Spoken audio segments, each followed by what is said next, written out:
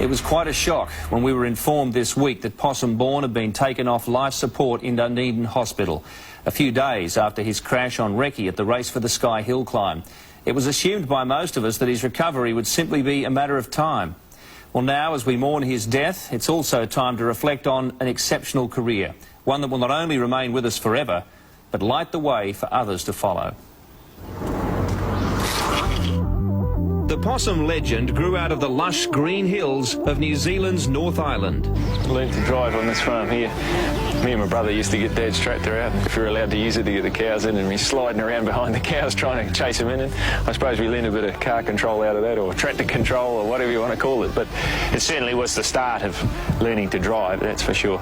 His early days as an apprentice mechanic were peppered with half-baked, inexperienced excursions with his mates.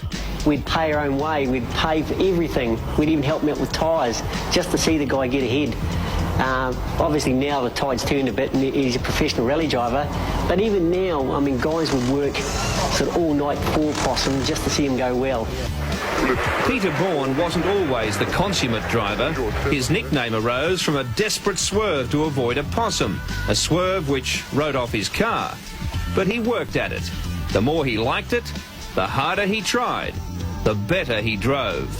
I was standing there watching him doing the rally and watching him come up the hill and just talking to myself, not realising I was talking to myself, and I was like, come on, Peter, now around that corner, steady up, now boot it!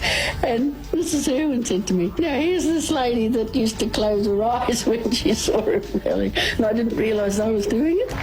He was one of the first New Zealand drivers to rally in a Subaru.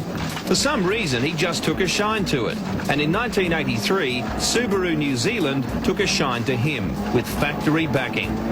In those days, the Japanese manufacturer was not the powerhouse it is now, but Possum stuck with them, taking third place in the world-class Rally New Zealand in 1987. In the late 80s, this Kiwi in a Japanese car prepared in Switzerland competed in a limited number of overseas events, from Kenya to Argentina to Britain. His name alone attracted attention, and so did his trademark modesty.